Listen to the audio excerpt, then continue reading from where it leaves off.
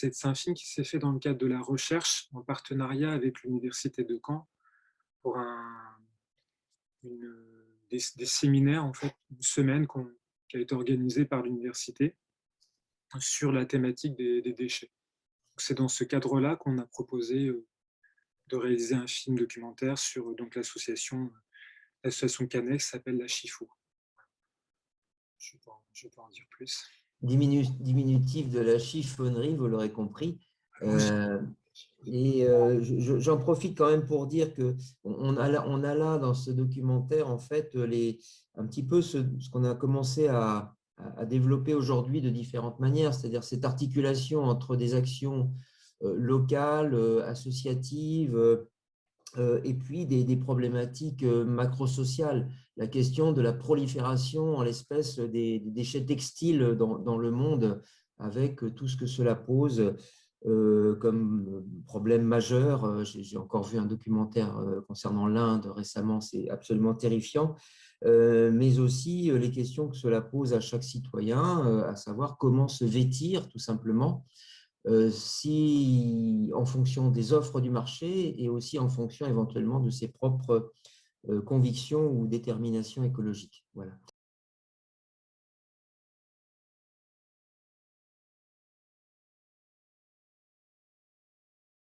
Dans l'atelier, hein, on est vraiment dans le travail au quotidien, dans la gestion des stocks. Je vais me taire un instant quand même, ça va changer et peut-être laisser la place à quelques réactions sur ce que vous venez de voir dans cette immersion au cœur à la fois du tri des déchets textiles essentiellement, mais aussi l'univers de l'insertion, et puis peut-être quelques questions que tout cela pose. N'hésitez pas.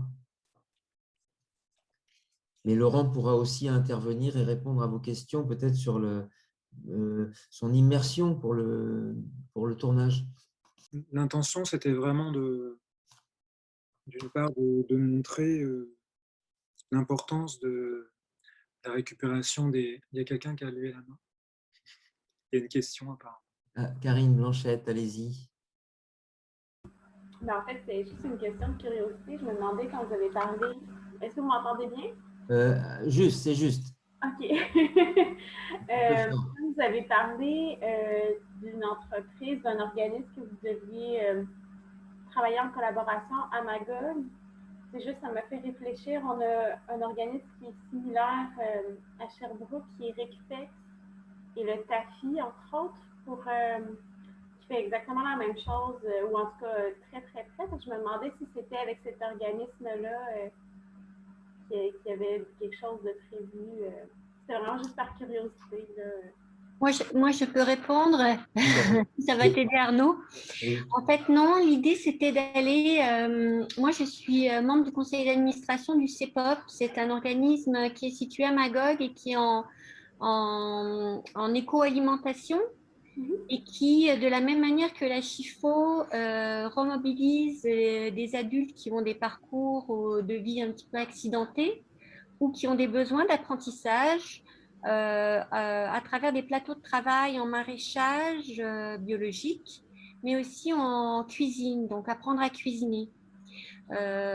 L'organisme aussi a une vocation non seulement, bon, bien sûr, la manière de travailler la terre et la manière de cuisiner, où tous les aliments sont, si possible, le moins, comment dire, abîmés possible. Mais ce qu'il y a aussi, c'est qu'avec, par exemple, la banque alimentaire, il y a un transfert de nourriture brute transformée par le CEPOP, dont une partie revient à la banque alimentaire, donc qui aide les personnes ayant besoin de se nourrir, et une partie va dans la collectivité du CEPOP.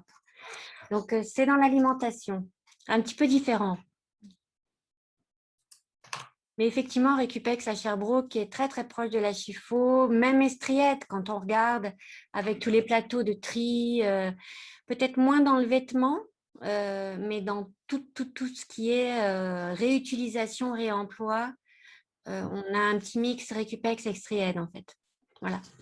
En fait, j'ai envie de prolonger pour comment dire, revenir à partir de ce film et des initiatives que vous décrivez sur des discussions qu'on a pu avoir cet après-midi, notamment dans la table ronde que j'animais autour peut-être de l'articulation complexe entre ce type de dispositif et des politiques globales ici en l'espèce de traitement des déchets ou plutôt idéalement de non-production de déchets.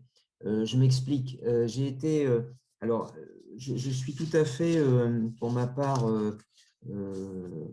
attentif et très, très sensible à la question de l'insertion par le travail de ces gens qu'on a vus dans le film.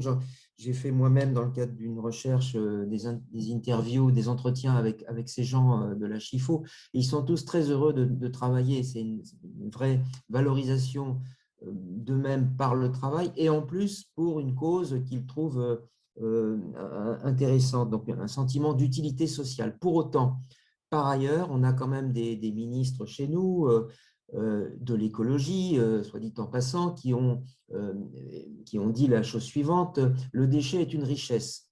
Alors, on peut les comprendre, évidemment, mais on peut entendre ça de différentes manières. Parce que, d'une part, c'est effectivement une richesse pour toute une industrie du retraitement des déchets, il faut le savoir. Parmi les plus grandes fortunes et les plus grandes malversations des partis politiques en France, en Espagne et ailleurs, il y a la question du traitement des déchets. Et puis derrière, il y a ce risque aussi, puisque le déchet est une richesse, qu'au nom finalement d'un cercle qu'on considérerait plus ou moins vertueux, de réutilisation, de retraitement, d'insertion par le travail, etc., que finalement ces gens se satisfassent, ceux pour qui le déchet est une richesse, se satisfassent de la situation. Donc il y a là la double difficulté que j'ai pour ma part entre à la fois investi dans le travail social avec tous ses aspects et notamment tout à fait noble d'insertion par le travail, de réutilisation des matériaux plutôt qu'ils finissent à l'incinérateur ici, par exemple. Mais dans le même temps, il y a des vraies questions politiques qui, me semble-t-il, se posent. Voilà, mais je lance ça à la cantonade, si j'ose dire. Et c'est vrai que dans l'alimentation, c'est peut-être un petit peu différent. Nous, ce qu'on a vu à Magog, Arnaud, c'est que bien sûr, les invendus, tout ce qui normalement sont dans date limite et le lendemain ne peuvent plus être vendus. Par le passé, c'était mis dans des bennes à l'extérieur et les gens, les épiceries avaient décidé de cadenasser ces bennes. C'est-à-dire, ils ne voulaient pas que les gens viennent se servir. Maintenant, ce qui a été accepté, c'est que ces invendus, fruits, légumes, etc., soient utilisés pour une transformation quelconque. Ça, c'est une chose, je trouve, qui est un premier pas, mais ça a aussi fait réaliser aux épiceries l'argent qu'ils perdaient en décidant de faire de la mise en marché et de l'étalage, etc., en voyant que finalement d'autres le mangeaient. Ça a été comme une prise de conscience que peut-être qu'il y avait un petit peu trop de tri à l'étalage. Oui. Yves-Marie Abraham souhaitait intervenir. Ouais, Arnaud, c'était pour rebondir sur votre remarque. Évidemment, j'aimerais d'abord que Laurent peut-être aussi nous dise un peu qu'est-ce qu'il a cherché à mettre en évidence, mais j'ai la même réaction que vous en regardant ce film. Moi, j'interviens en innovation sociale à HEC Montréal et donc je travaille sur ce genre d'initiative et en travaillant avec mes anciens étudiants, j'en arrive à la conclusion que je forme des espèces d'éboueurs du capital, en fait. Alors, un éboueur, c'est très utile, c'est très important, un éboueur, mais ce n'est pas quelqu'un qui va changer la société. C'est quelqu'un qui lui permet de se reproduire sans trop de dommages, mais ce n'est pas quelqu'un qui la transforme, en fait. Et donc, une initiative comme celle-là, elle est très belle, elle est très forte, elle est indispensable. On voit aussi le profil des femmes qui sont là, ce sont des femmes qui sont racisées, des femmes qui sont donc marginalisées, donc c'est très bien. Mais pas de transformation sociale. Ce qu'il faut transformer, c'est évidemment du côté de la production. ce système-là va plutôt soutenir la production plutôt que de la contredire. Donc, c'est au niveau de la production qu'il faudrait intervenir, il me semble. D'autant que là, on voit bien un autre phénomène qui peut se manifester. C'est ce qu'on pourrait appeler aujourd'hui un rebond moral. Hein, c'est toute la thématique des effets rebonds sur les questions écologiques. Là, on a un rebond moral, c'est-à-dire que je vais me permettre de consommer, de continuer à consommer parce que je sais que je peux donner, en fait, et que donc ça ne va pas être considéré comme du gaspillage. Donc, c'est presque une incitation morale finalement à s'engager là-dedans. Je ne sais pas si Laurent a réfléchi à ce genre de choses, ou a vu ce genre de phénomène, mais voilà pour mes réactions. Juste avant que Laurent s'exprime, je voudrais juste aller dire un petit mot complémentaire pour dire que ce qu'on vient d'évoquer là, effectivement, est une problématique que l'on connaît bien à partir, par exemple, des chiffonniers du Caire, ou il y a un film aussi qui avait été réalisé par un Canet d'ailleurs à Vancouver, hein, je ne me souviens plus du nom, Laurent pourra nous dire, sur un système de récupération de bouteilles. Bon, voilà, la problématique est la même. Hein, donc, jusqu'où on va et à quelles conditions. Mais Laurent, si tu veux dire un petit peu plus de choses sur effectivement ce que tu es allé chercher là-bas, qu'est-ce que tu es allé collecter en quelque sorte? Non, mais en fait, je pense qu'en effet, votre analyse, elle est tout à fait juste. Ce n'est pas une initiative qui permet d'intervenir sur les problèmes à la racine. C'est un constat déjà des problèmes, c'est-à-dire que vous avez dû voir un chiffre à un moment, quand il y a une présentation d'une visite de personnes extérieures, il y a un affichage avec 620 000 tonnes. C'était en 2019, il y a 2 ans, de textiles qui avaient été collectés peut-être l'année précédente. Et là, les chiffres augmentent tout le temps, en fait. C'est-à-dire qu'en effet, ça n'a pas, en tout cas sur l'agglomération, c'est quand même une grosse récolte. Ça n'a pas d'impact sur la quantité de consommation. En tout cas, sur ce qui est récolté, la quantité n'arrête pas d'augmenter. L'année dernière, c'était 645 tonnes de textiles récoltés, sachant que la Chifo, en fait, n'en entraide véritablement que peut-être 20 tonnes. C'est-à-dire que ce qui arrive à la Chifo, elle a un gros rôle, en fait. Hein, c'est un organisme une association de récolte pour l'agglomération et des communes alentours. Et en fait, il y a énormément de matière qui transite par la Chifo, mais au final, pour la vente, pour les motifs qui sont expliqués dans le film, pour la vente, il y a très peu finalement, par rapport à la masse totale, il y a très peu de textiles qui sont revendus par la Chifo. Et donc, il y a notamment un partenariat avec une grosse entreprise qui est citée plusieurs fois dans le film. Et après, ça repart dans toute la filière, voilà, soit à la revente, friperie, soit pour le recyclage, etc., pour l'industrie, pour faire comme c'est expliqué dans le film. Le film, il n'est évidemment pas un jugement, il regarde en fait le fonctionnement d'une association et j'espère, et je pense que ce que vous avez vu, essayer de montrer vraiment tous les aspects d'une situation. Voilà. C'était l'intention du film, en effet. L'intention du film, c'était pas de traiter tous les aspects de vie. Il y a quelque chose, alors je crois qu'on ne va pas avoir beaucoup de temps malheureusement pour dialoguer là, mais il y a quelque chose qui est au cœur quand même, c'est on reste disons, dans le cadre d'une société du travail. Là, hein. On voit bien que la valeur travail est absolument centrale.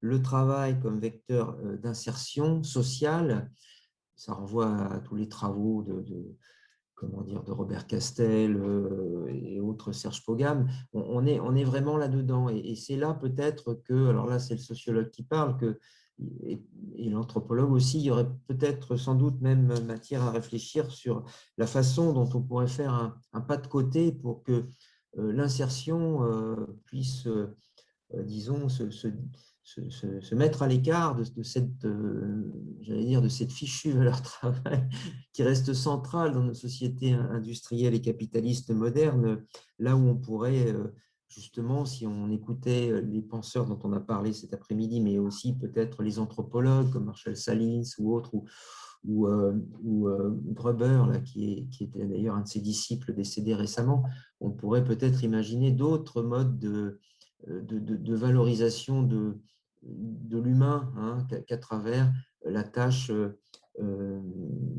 laborieuse et salariée, hein, parce que c'est bien ça, hein, c'est du travail salarié. Ces gens sont parfaitement contents, on les comprend, hein, d'avoir un contrat. Alors souvent c'est du mi-temps chez eux, si j'ai bien compris, mais ça va très bien et c'est un pied d'appui pour aller vers autre chose.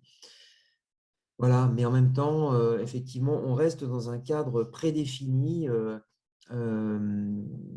qu'il convient peut-être de re-questionner. En tout cas, c'est mon point de vue si on souhaite véritablement dépasser pour le coup le stade de la transition écologique pour aller vers un autre modèle. Mais ça, c'est l'utopie qui parle. Est-ce que quelqu'un a une question à Laurent ou souhaite rebondir un instant sur mes propos? Ah oui, pardon, Karine, allez-y. Bon. Est-ce que c'est mieux? Oui, mais il faut parler fort. OK.